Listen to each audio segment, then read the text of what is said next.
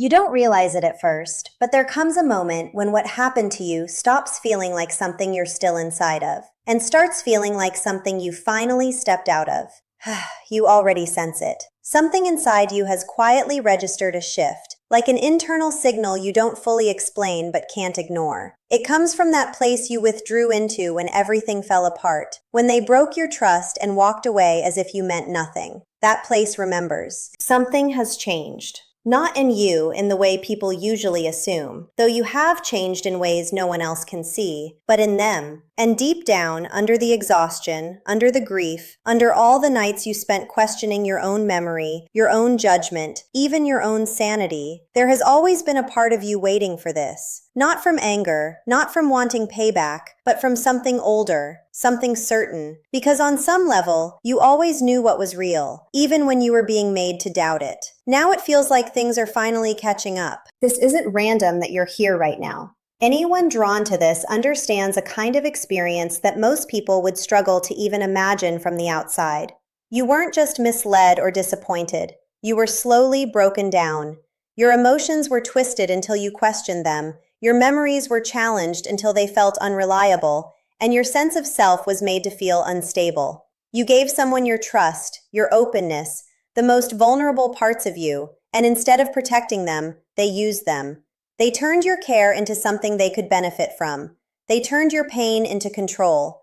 And when they had nothing left to take, they walked away like you were never significant at all. And then came the hardest part to accept. They continued.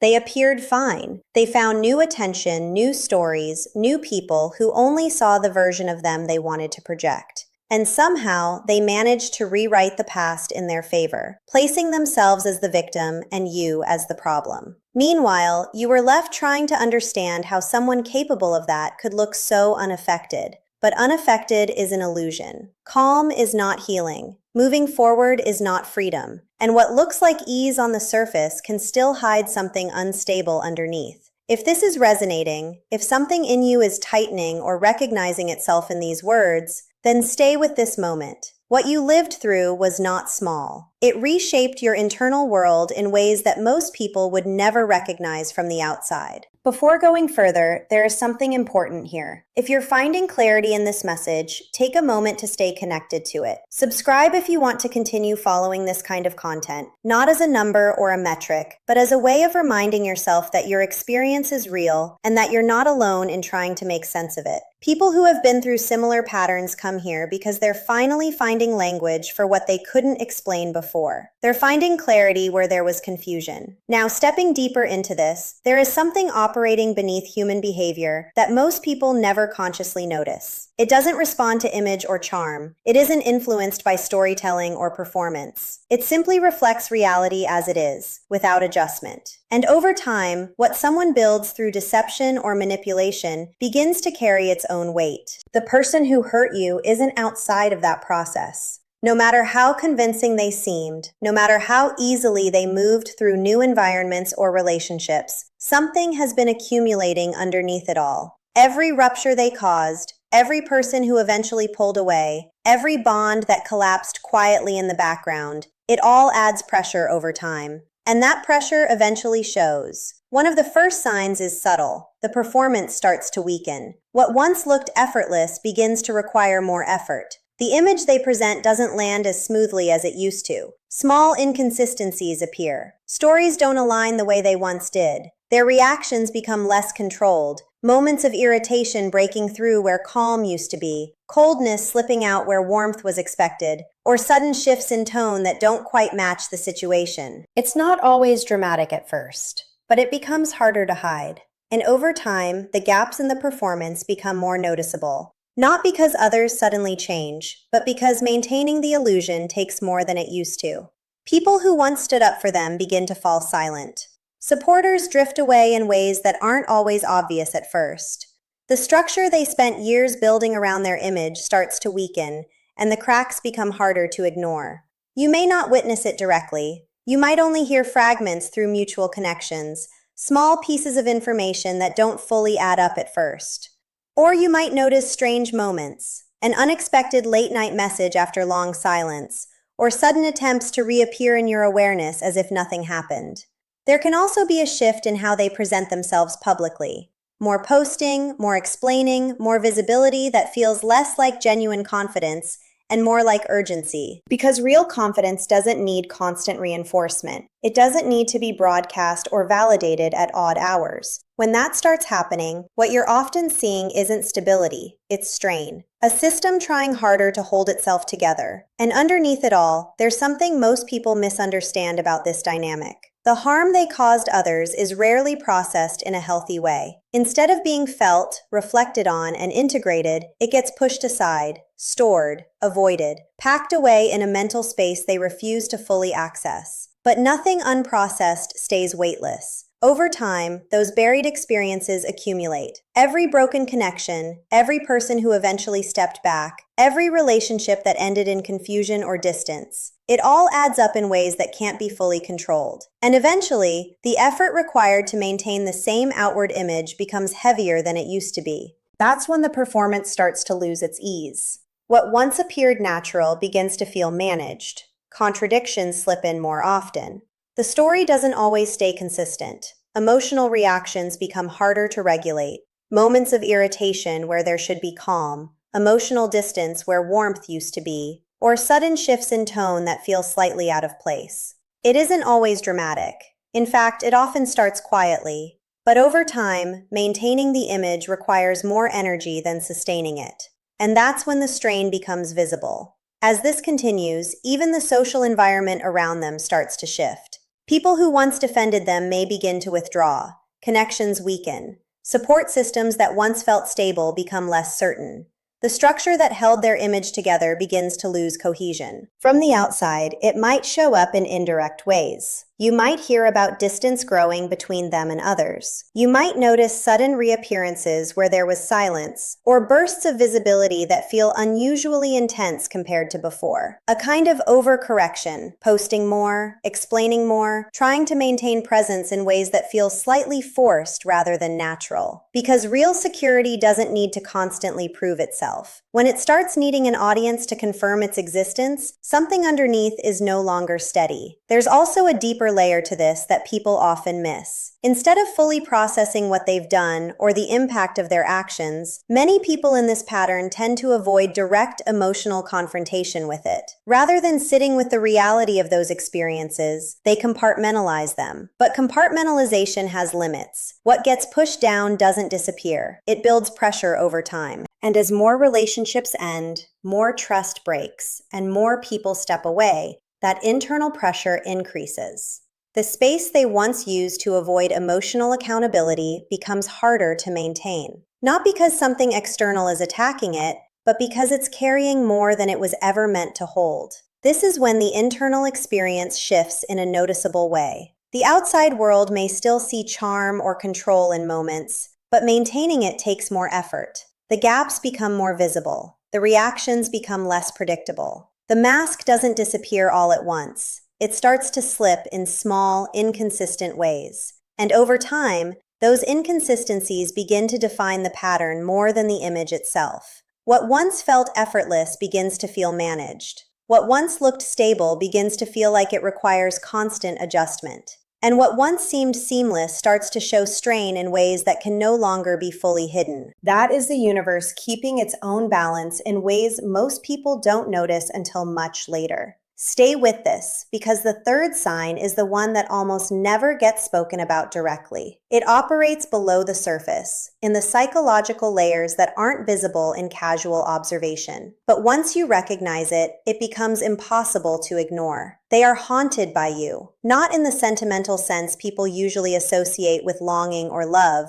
but in a way that is far more unsettling for them. I know that sounds contradictory. On the surface, it looks like they moved on without hesitation. They may have replaced you quickly. They may have told themselves a version of events where you were the issue. They may even behave as though the relationship never carried any real weight. And meanwhile, you are the one still processing, still healing, still carrying the emotional aftermath. So how could there be any haunting on their side? Because what actually remains with them isn't the relationship as you experienced it. It's the fact that you saw through the version of them they carefully constructed. In moments where the mask slipped, even slightly, You witness something they normally keep hidden, even from themselves. And once that kind of perception exists, it can't be fully erased. They don't experience this as guilt in a healthy, reflective way. It shows up differently. It's more like discomfort around being known in a way they can't fully control or undo. The sense that someone, somewhere, has a clearer picture of them than they are comfortable with. That's part of why they sometimes circle back. Not from emotional depth, but from unresolved psychological tension. The presence of someone who is seen behind the performance creates a kind of unfinished loop in their mind, something they can't fully close, no matter how they try to rewrite the story. And over time, as the external validation they rely on becomes less stable, that unresolved presence becomes more noticeable to them. They may look back through old conversations, revisit places tied to certain memories, ask indirect questions about your life, or observe from a distance in ways that don't always make themselves obvious. Not because they are emotionally reconnecting in the way you would define it, but because something in their internal structure reacts to the fact that you still exist independently of the version they tried to define. And what often disturbs them most is not who you were during the relationship, but who you are becoming after it. Because the original dynamic was built on an assumption that your sense of self was dependent on them, that their approval shaped your value, that their presence defined your direction. That belief is what gave them psychological leverage. So when you begin rebuilding, quietly, steadily, without their input, the foundation of that assumption starts to collapse. Your growth becomes evidence that their interpretation of you was incomplete or false. And that kind of evidence is difficult for them to fully integrate. So they remain, in a sense, stuck with a version of you that no longer exists, while also being confronted, directly or indirectly, with the reality that you are continuing without them. That tension is what creates the psychological haunting. Not emotional longing, but unresolved contradiction. And your healing is what keeps that contradiction alive. Every time you choose clarity over confusion, stability over chaos, self-respect over old attachment patterns, you reinforce a version of reality they cannot fully rewrite in their favor. Your progress becomes something they can't fully control, and that lack of control is what lingers in their awareness. This is also why your recovery feels so significant internally. It isn't just about moving on from a person. It's about rebuilding the version of you that was disrupted, distorted, or doubted in that dynamic. And every step you take in that direction restores something that was originally yours. If you're feeling a shift while hearing this, stay with it. That recognition matters. And before going further, if this is helping you make sense of what you lived through, consider subscribing so you can continue following these deeper layers of understanding. Not as a gesture of validation from the outside, but as a way of staying connected to the process of rebuilding clarity after confusion. Now, when you bring all three signs together, a clearer picture forms. What looks like them moving on effortlessly is often not stability, but internal fragmentation that is easier to hide than resolve. The weakening of their image, the strain in their performance, and the psychological tension around unresolved connections all interact in the background. None of this operates as instant consequence. It doesn't arrive dramatically or on schedule. It accumulates, quietly, over time. And what it creates is pressure, internal, persistent, and increasingly difficult to disguise. Not because something external is chasing them, but because maintaining a fractured version of self without integration eventually becomes harder than it first appears. And that's where understanding karma in this context becomes less about punishment and more about exposure. It doesn't always show up as dramatic collapse or obvious consequences. Sometimes it does, but that isn't the most consistent form it takes. More often, it appears as something internal, something lived rather than witnessed. A life that looks acceptable from the outside, but feels increasingly hollow from within. A quiet inability to access the depth of connection, warmth, and emotional safety that others seem to experience naturally. A gradual, difficult-to-name realization that relationships have followed a pattern of exchange rather than genuine bond, and that each ending leaves a residue of isolation that no new connection fully repairs. That is the weight of it. Not spectacle, not immediate fallout, but a steady internal narrowing of emotional experience, where closeness feels harder to reach and harder to trust. From that perspective, what some people describe as karma isn't a sudden punishment. It's a condition of lived experience. A life that becomes increasingly filtered through distance, where connection exists on the surface but doesn't fully land beneath it, where interaction happens but depth doesn't follow, where people are present but emotional fulfillment remains just out of reach. And over time, that gap becomes more noticeable internally than anything external could ever be. None of this is about celebration or revenge. It's about understanding consequences as something that often emerge through patterns, not moments, through accumulation, not events. At the same time, it's important not to lose sight of something essential here.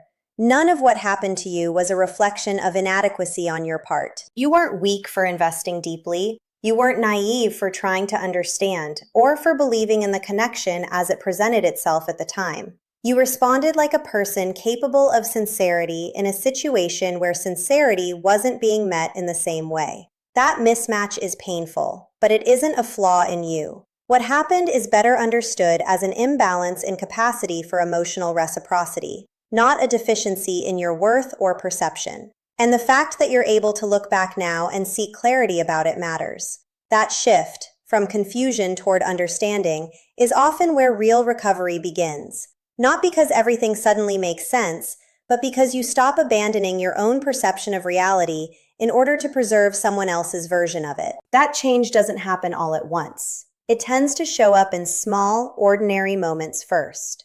A memory that no longer feels destabilizing. A thought that doesn't spiral the way it used to. A day where the emotional charge is lower than expected. A moment where you realize you're not trying to solve the same unanswered question again. Those are the early signs of something real shifting.